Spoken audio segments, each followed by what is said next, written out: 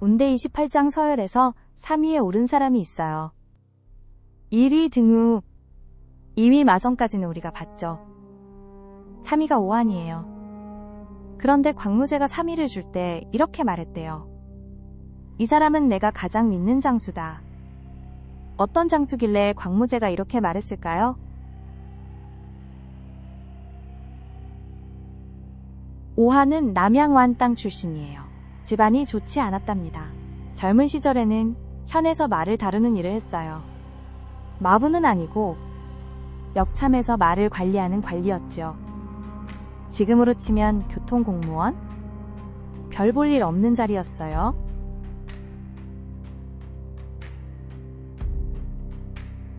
그가 유수의 편이 된 건 경시제 때였어요. 당시 경시제가 유수를 하북으로 보냈어요. 죽이려는 게 아니냐는 말도 있었죠. 오한이 그때 연나라 땅에 있던 팽총이라는 사람을 설득했어요. 팽총이 군사를 이끌고 유수를 도왔답니다. 이게 오한의 첫 번째 공이에요.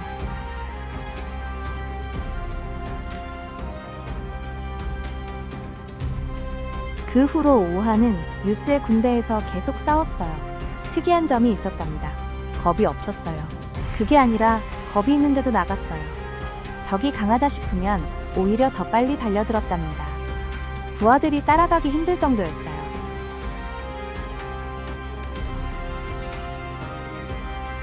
한 번은 유수가 나가면 안 된다고 한 전투가 있었어요. 그런데 오한이 나갔다 크게 패했죠. 군사를 많이 잃었어요. 유수가 기다리고 있었답니다.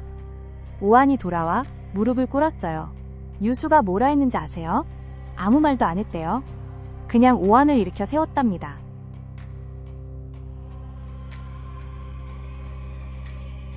가복이라는 장수가 있었어요. 운대 28장 4위. 용맹하기로 유명한 장수였는데 한 번은 전투에서 크게 부상을 당했어요. 적진에 고립됐답니다. 유수군영에서 구해야 하느냐 말아야 하느냐 의견이 갈렸어요. 위험하다는 쪽이 많았죠. 그때 오한이 나섰어요. 제가 가겠습니다. 유수가 망설였죠. 너무 위험하다. 오한이 답했어요. 가복이 거기서 죽으면 손가락 하나를 잃는 것과 같습니다. 하지만 살리면 팔 하나를 얻는 것과 같습니다. 결국 오한이 나가서 가복을 구해왔답니다. 광무제가 황제가 된 후 오한에게 대사마라는 직위를 줬어요. 군사 최고 책임자예요. 이게 어떤 자리냐면 광무제가 전쟁터에 직접 나가지 않을 때 오한이 그 자리를 맡았어요. 황제 대리인으로 군대를 이끈 거예요.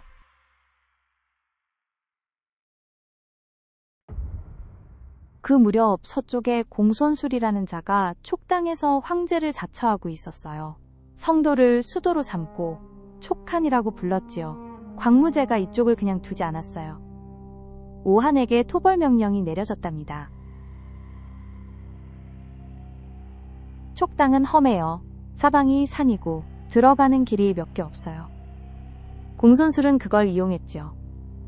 오한의 군대는 고생을 많이 했답니다. 한 번은 포위됐어요. 보급도 끊겼어요. 그 상황에서 오한이 한 일이 있었답니다. 포위된 상황에서 오한은 부하들에게 웃으며 말했어요. 이 정도면 됐다. 부하들이 당황했죠. 장군, 우리가 포위됐습니다. 오한이 답했어요. 적이 우리를 포위했다는 건 우리가 이미 적 한가운데 들어온 거야. 이게 기회다. 그리고 포위를 뚫고 나갔답니다. 결국 성도가 함락됐어요. 공손술이 전사했고 성이 항복했답니다.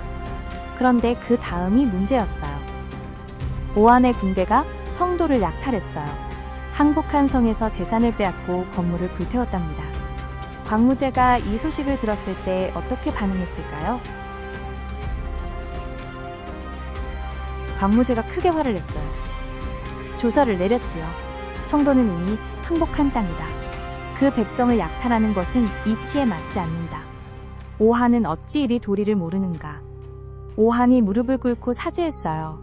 그런데 광무제는 오한을 처벌하지 않았답니다. 왜일까요?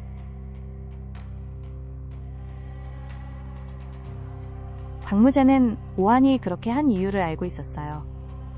군사들의 사기를 올리려고 한 것이었지요. 험한 촉당에서 오래 싸운 병사들, 다친 자도 죽은 자도 많은 그들에게 전리품을 주지 않으면 앞으로 싸울 힘이 없었어요. 오한이 그걸 안 거예요. 광무제가 꾸짖은 건 원칙 때문, 용서한 건 현실 때문이었답니다.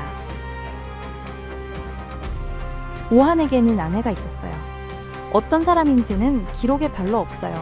다만 오한이 아꼈다는 것만 알 수 있지요.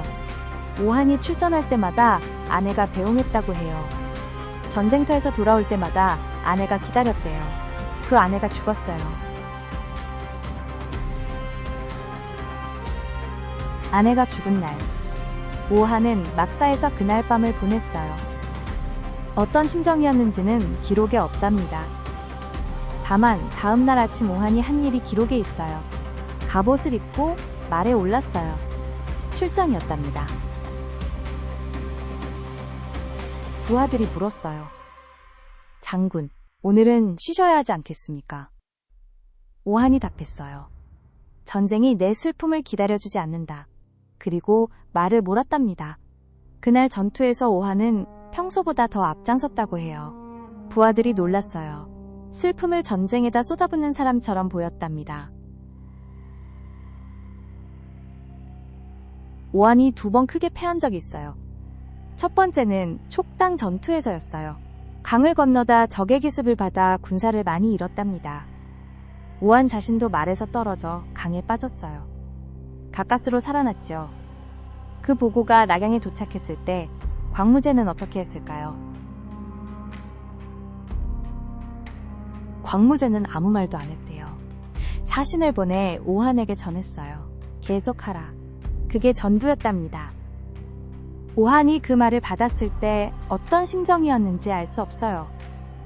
다만 오한이 한 달 후 다시 공격을 시작했고 그 전투에서 이겼다는 것만 기록에 있지요. 두 번째 큰 패배도 있었어요.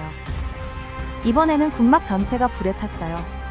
오한이 직접 불 속에 뛰어들어 군기를 꺼내왔답니다. 군기를 잃으면 전의가 꺾이는 법이거든요. 화상을 입으면서도 꺼내왔지요. 그러고 나서 다시 싸웠답니다. 광무제가 오한을 믿은 이유가 뭔지 아세요? 이기기만 하는 장수가 아니었기 때문이에요. 지기도 했답니다. 크게 졌어요. 그런데도 도망치지 않았어요. 군기를 지켰고 부하들을 챙겼고 다시 일어났어요. 광무제는 그게 진짜 장수라고 생각했답니다.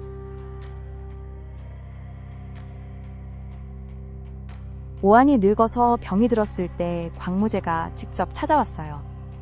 황제가 신하의 병문안을 오는 건 드문 일이에요. 광무제가 오한의 손을 잡고 물었답니다.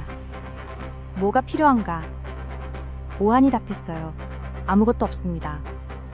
황상께서 오셔서 이미 충분합니다.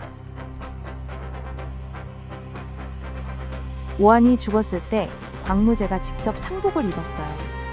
황제가 신하를 위해 상복을 입는 건 극히 드문 일이에요. 운대 28장 28명 중 광무제가 이렇게 한 사람은 몇 명 안 됩니다. 오한은 그 중 하나였지요. 오한은 왜 3위였을까요?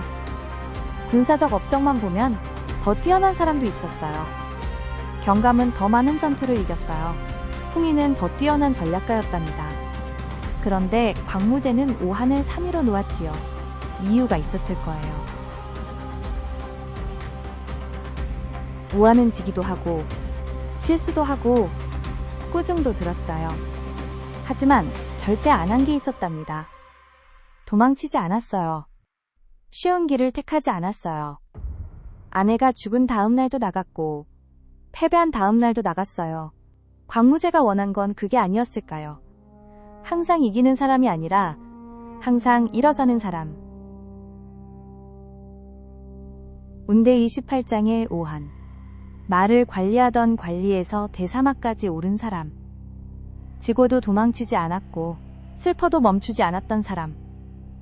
그의 이야기가 지금 우리에게 말하는 게 있어요. 넘어지는 것보다 일어서지 않는 것이 실패라고. 슬픔보다 멈추는 것이 패배라고. 오한은 평생 그걸 몸으로 보여준 사람이었어요.